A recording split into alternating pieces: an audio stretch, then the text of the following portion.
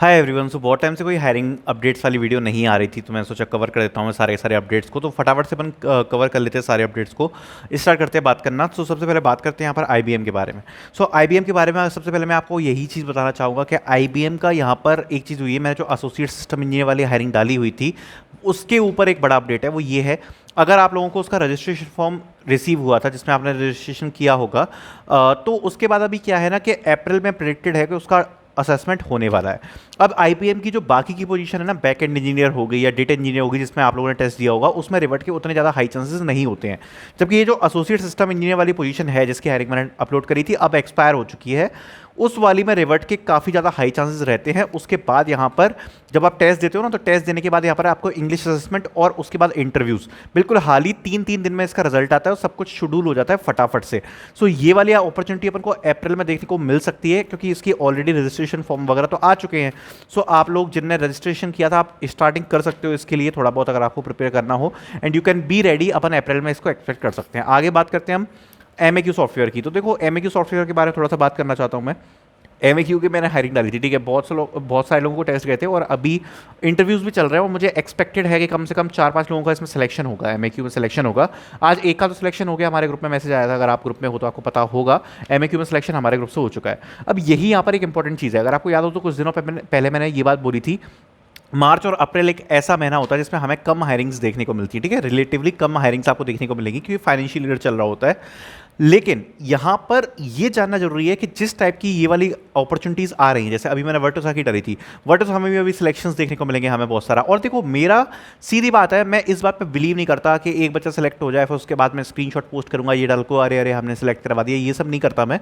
Result जो होता है, अगर पॉजिटिव रिजल्ट होगा आपको ग्रुप में दिख जाएगा, नेगेटिव रिजल्ट होगा वो आपको ग्रुप में दिख जाएगा, ठीक है। सच्चाई सामना, देखो, सच्चाई के सामना करने का दम होनी चाहिए, और वो मेरे में है, और वही चीज़ आप पे भी होनी चाहिए। अगर आपको रिजेक्शंस मिल रहे हैं, पहली बात तो ये चीज़ नॉर्मल है, ठीक है। आपको नॉर्मलाइज करना पड़ेगा कि नॉर्मल है रिजेक्शन करना, आप बार बार अप्लाई कर रहे हो, रिजेक्ट हो रहे हो, दैट इज नॉर्मल। अगर आप अप्लाई कर रहे हो ना, लगातार आप कंटिन्यूस अप्लाई कर रहे हो, आप ऑलरेडी एक सक्सेस की राह पर हो, आप ये मान के चलो। अब जिसका आज सिलेक्शन हुआ है उसको पे पैकेज काफ़ी अच्छा मिलेगा, एमएक्यू सॉफ्टवेयर का पे पैकेज काफ़ी बढ़िया, 6 लाख से ऊपर का पे पैकेज मिलेगा। एक टाइम पे हुआ होगा कि उसको 3 लाख की कंपनी ने रिजेक्ट किया होगा, ठीक है, 3 लाख की कंपनी ने रिजेक्ट किया होगा, इसका 3 लाख का पैकेज होगा, आज उसका 6 लाख पे सिलेक्शन हो गया। तो मेन चीज यही होती है, अपन का जो एम है आपके दिमाग में बस वो होना चाहिए। सारी बातें भूल जाओ, कम हायरिंग हो रही है, ये हो रहा है, वो हो रहा है, दुनिया फट गई, ये हो गया, कोई चीज कुछ मैटर नहीं करती। आपके दिमाग में बस एक चीज, एक गोल, आपको जॉब लेनी है, वो आपके दिमाग में चलेगा, आपका काम हो जाएगा, ज़्यादा टेंशन लेने की जरूरत नहीं है। बस अपने गोल को सेट रखो, उस पर डेली काम करते रहो, काम हो जाएगा। और इसके रिजल्ट्स दिख भी रहे हैं हमको, अगर आप ग्रुप में होगे तो रिजल्ट्स लगातार दिख रहे हैं। अभी एमएक्यू तो अनएक्सपेक्टेड हायरिंग थी, 4 से 5 सिलेक्शन इस पर अभी देखने को मिलेंगे, ये बात मैं गारंटी आपको लिख के दे रहा हूँ। ऐसे डिलॉयट जो डेटा मैनेजमेंट एनालिस्ट वाली पोजीशन थी, उसमें भी 4-5 हायरिंग सिलेक्शन हमें देखने को मिले थे। तो ये जो छोटी छोटी हायरिंग्स है ना, जो बीच बीच में आती रहती है, जैसे मैं पोस्ट करता रहता हूँ, अभी एम्फेसिस की डाली थी मैंने कल, तो इसमें ये जो सिलेक्शंस हो रहे हैं ना, ये बहुत ज़्यादा लोगों को कवर कर लेते हैं। लोगों को ऐसा लगता है कि मास हायरिंग से बहुत लोग कवर होते हैं, बट ऐसा होता नहीं है।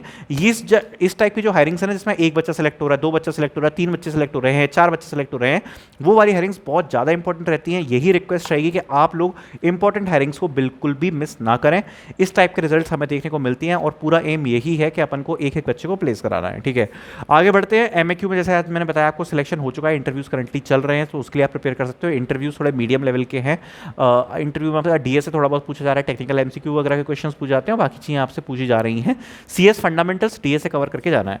आगे बढ़ते बात करते हैं डिलॉयट की। तो डिलॉयट के यहाँ पे कुछ 2-3 चीज़ें हैं। डिलॉयट एनालिटिका, सबसे पहले तो जिनको भी सिलेक्शन उसमें हुआ है, ऑलरेडी मैं वैसे कह चुका हूँ, बट एक बार और कह लो आप, कॉन्ग्रेचुलेशन जिनका भी सिलेक्शन उसमें हुआ। बट आगे अब जिन लोगों को वर्बल ऑफर लेटर मिल गया, what is verbal offer letter, मतलब कमिट कर दिया बेसिकली, डिलॉयट में कमिटमेंट दे दी कि आपको ऑफर लेटर मिल जाएगा, ठीक। इसके बाद आप टेंशन लेने की जरूरत नहीं है। आप अपने सारे डॉक्यूमेंट्स रेडी करके रखो। मेरी ऑनबोर्डिंग वाली वीडियो देख लो, जो मैंने ऑलरेडी यूट्यूब पर डाल रखी है, एक बार सर्च कर लो, डिलॉयट ऑनबोर्डिंग प्रोसेस की एन अकेडमी, आपको मिल जाएगी। उसमें मैंने सब कुछ एज इट इज बताया हुआ है, कोई भी डाउट है तो उसमें आपका क्लियर हो जाएगा, ठीक है। और टेंशन लेने की जरूरत नहीं है। 2024 बैच का सिलेक्शन हुआ है, ऑनबोर्डिंग लेने में काफ़ी ज़्यादा टाइम लग जाता है हर कंपनी में, नॉर्मल चीज़ है। हाइपर मत होना इस बात के ऑनबोर्डिंग नहीं आ रही, ऑनबोर्डिंग नहीं आ रही, हर कंपनी में नॉर्मल है। अगस्त सितंबर तक ऑनबोर्डिंग हो पाती है, तब तक आप इंजॉय करो, आपका कॉलेज खत्म होगा, 2-3 महीने चिल मारो, इंजॉय करो, उसके बाद आपकी ऑनबोर्डिंग हो जाएगी, टेंशन मत लेना। और डिलॉयट एक ऐसी कंपनी है, अगर इनने एक बार ऑफर लेटर दे दिया ना, वर्बल ऑफर लेटर आपको मिल गया, इनने एक बार बोल दिया कि आपका सिलेक्शन हो गया, ये कंपनी पीछे नहीं हटेगी, ये कंपनी पीछे नहीं हटेगी, चाहे कोई भी कंपनी पीछे हट जाए, ये कंपनी पीछे नहीं हटेगी, आपको ऑनबोर्ड कर देगी, ठीक है। अगर आपको बेटर ऑफर लेटर देखना हो आप देख सकते हो, बट ये कंपनी पीछे नहीं हटेगी, ठीक है। आगे बात करते हैं और बात करते हैं वर्टोसा की। तो वर्टोसा के बारे में देखो, अभी सीन ये है कि वर्टोसा की अभी परसों ही हायरिंग डाली थी और अभी रिवर्ट्स आ चुके हैं वर्टोसा के, और अभी जो उसका आया है कल से इंटरव्यूज होना स्टार्ट हो रहे हैं, और मेरे हिसाब से अभी 3-4 दिन तक इसके इंटरव्यूज चलने वाले हैं। अभी तो वैसे कल के ही इंटरव्यूज आए हैं, बट जिन लोगों को रिवर्ट नहीं आए हैं वो 3-4 दिन तक मेरे हिसाब से इसके इंटरव्यूज चलेंगे, क्योंकि बड़ी हायरिंग थी, काफ़ी लोगों ने इसका फॉर्म भी फिल किया होगा मेरे हिसाब से। तो और भी रिवर्ट्स अभी आने की इसमें संभावना है। अगर नहीं आती तो वो अपन वैसा देखेंगे, मान लेंगे अपन के इन लोगों ने शॉर्टलिस्ट कर लिया है।